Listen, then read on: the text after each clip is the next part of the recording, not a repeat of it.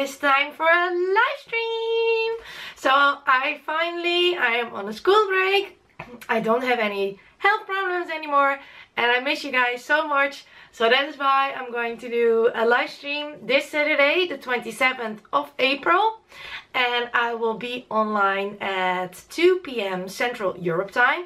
So if you can just transfer it to your own time zone, that would be great. I think it will be a long one because I missed you all so much.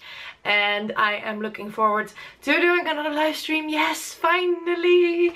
If you have any suggestions on what I should do during the live stream, please leave them down below in the comment section.